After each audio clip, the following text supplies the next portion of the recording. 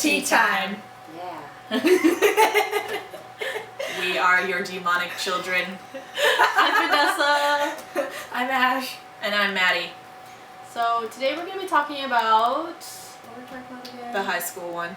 Yeah, so we're going to be talking about how we were in high school and how we've changed a lot since then. So it's been about 5 years. About 5 years since we graduated. Holy crap. Yeah. Yeah, so it's been about 5 years. So we're just going to talk about like...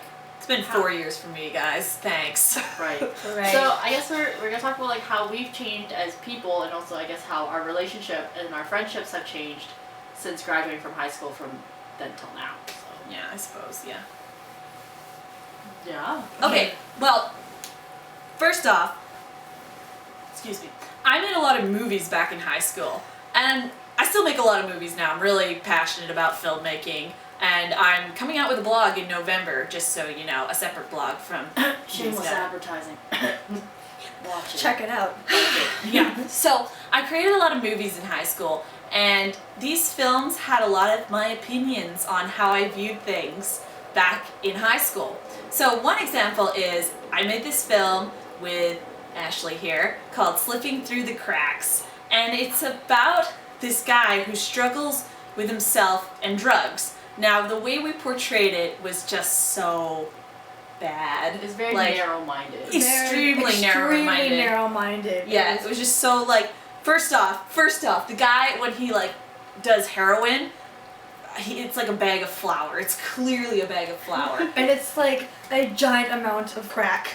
Yeah, he's rich. Okay, Yeah, really? so, well, I do this, like, in the season that's coming out for my other YouTube channel, I do this whole review on Slipping Through the Cracks, and basically I kind of mention in it my whole narrow-minded view of drugs are bad for you. So, for example, every time I saw, like, a quote-unquote druggie hanging out in their drug corner at school, I would look at them and be like, what? Losers! And a lot of it came from stigma of how it grew up. I was the same way, where I saw like the smokers hang out in like the smoking pit, or just like, you know, people doing drugs outside of school, and I knew they went to my high school. I'd be like, I am above you because I don't smoke weed or I don't do drugs, so I'm superior to you. And I had that mentality back in high school, and I'm really ashamed of it, but that's how I Yeah, thought. it's so embarrassing because I have so many cool friends now that like smoke cigarettes and weed. Like, that's not cool that they're smoking. It's like, oh yeah, hurting my lungs, cool. That's not what I mean. It's more like I judge them based on the fact that they smoked more than like their character. Exactly, yeah. Right? For me, it was it's actually kind of the opposite in terms of, because you had that you two had the superiority thing, but for me I was kind of like, oh, they're so cool. I can never be with them. I can't hang out with them, because you know, we had a mutual friend that would always go to that smoking area a lot, and he would ask me to come with him and stuff, and I'm like, oh, like I wouldn't know what to talk to them. Like, if I didn't smoke, like I feel like I wouldn't be able to fit in with them. Mm-hmm. But then now I'm just like, okay, well, like they're not like any better or any worse than me, and they're not cooler because they smoke. Like, it's, you know, if they smoke, then they smoke. Like, it's now more of like a, oh, okay, you do that, and like I don't, but that's cool. Yeah. I always felt like they would just try to push it onto me, in the sense of like, oh, you don't smoke? Here, like, let me light one for you. And I was like, ah! So I was a bit more of a, I guess, more cowardly when it came to that. I remember when I would kind of go into like the smoking pit, whatever, because I had like a friend that happened to smoke cigarettes, and they would like offer me one, or whatever, and I'd be like, no, and that's it. There wouldn't be any pressure. But that was like a cool thing. But I was still like, I'm better than you because I don't smoke. Yeah. No, I had that mentality too. I was friends with this girl, and I found out she smoked, and I literally just kind of judged her without really getting to know her, and I feel like an ass about it now, because I'm like, shit, like when I told her, I was like, yeah, I was kind of a pretentious prude in high school. She was like, no, you're such a cool person, Maddy. And I'm like, no. No. But, I mean, like, that's great, but that's not how I saw myself. Yeah, because she smoked and, like, did some drugs, I suppose, and I looked down on her and be like, wow, trashy loser. Yeah. Pathetic, won't succeed in life. You're gonna fail in life. You lit up one cigarette, failure. Which sucks because a lot of the times, like, they probably think that about themselves, and then you have shitty people like us coming in being like, Perpetuating that, you're a loser. you're gonna fail because you took a puff. And then there's me, I'm like, wow, you're so cool. I'm ruining my lungs. I'm like, wow. Man. You look so cool and artsy. Wow. It's grungy, get it right. Grungy. Yeah. Well, okay. Well, just to be clear here, I don't encourage smoking. Like, I definitely wouldn't encourage it. I don't think People anyone that does smoke and has like knows about it really encourages it. Absolutely, it's yeah. kind of like they fall into it. Yeah. Well, some of my good friends, like, they told me they started smoking when they were 13 or 12, being like, it's cool. All the cool kids do it. I wanna be just like the cool kids, smoking the cool kids. Just like... Anyway. And they start smoking, and then by the time they're like 20 or 19, they're like, my lungs are on fire, and they don't want to smoke anymore. So that's more what it is. Like, no, it's not cool, but should we like ostracize people and judge people and make them feel like they are worthless pieces of vermin for having a cigarette? Abso-fucking-lutely not. Yeah. Another thing for me from back in high school is that I was a huge slut-shamer. Yeah.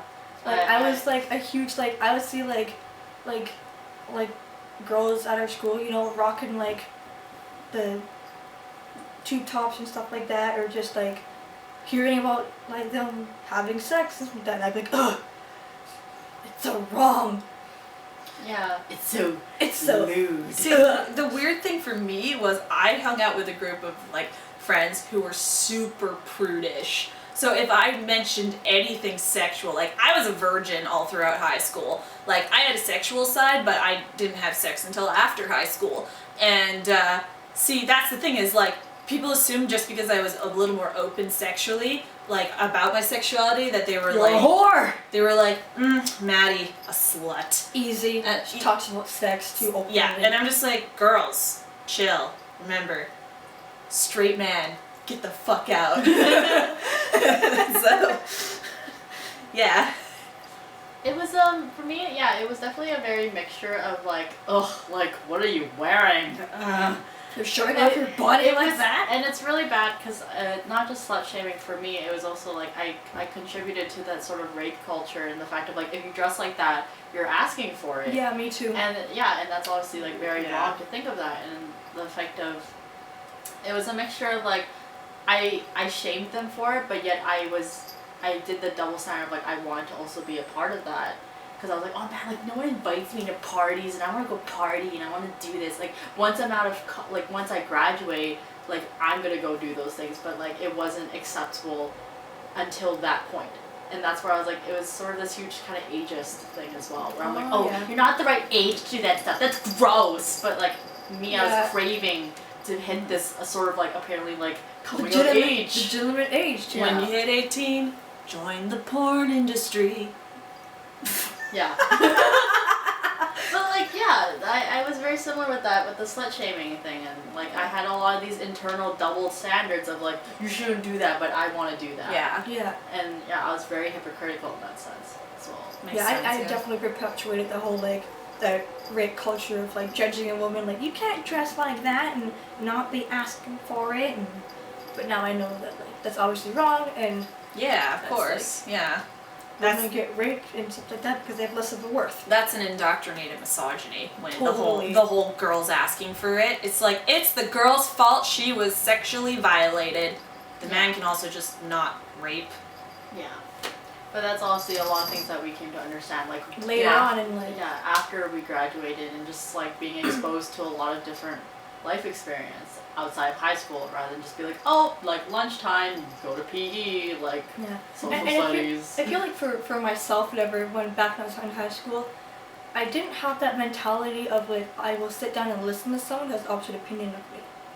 Oh. So I had that barrier of like I don't want to listen to you. I just want to have my own opinions and my thought mirrored in someone else. I just want to hear myself talking in someone else. That's a ton of people now. yeah, you want the affirmation bias. Yeah, exactly. Mhm. So like if someone like if someone was talking to me about like how like they smoke cigarettes or how like they had sex with their boyfriend or whatever at that point in my life, whatever, I just didn't want to hear it or hear from their side of the story. I was like, no, sex before, like, sex is wrong. Well, not that it's wrong, it's just that it's the whole ages thing. If you should wait and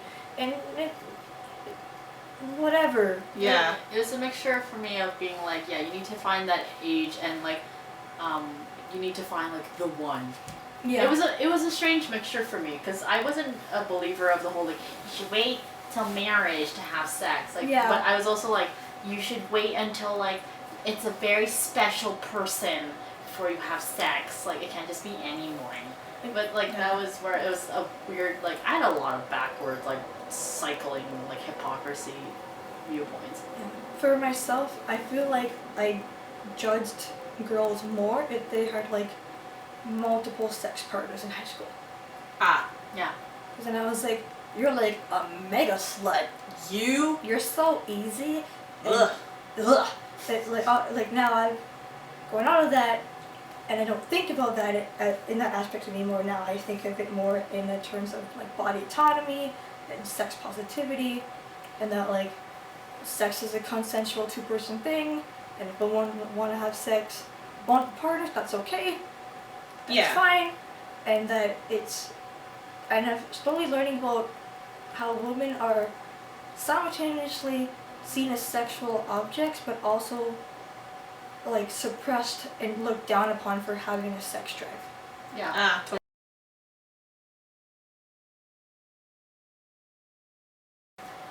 Alright, so that concludes today's video on our opinions from when we were in high school to now. And if you liked this video for today, we hope you subscribe, comment, and we will see you next tea time! Bye guys! Bye.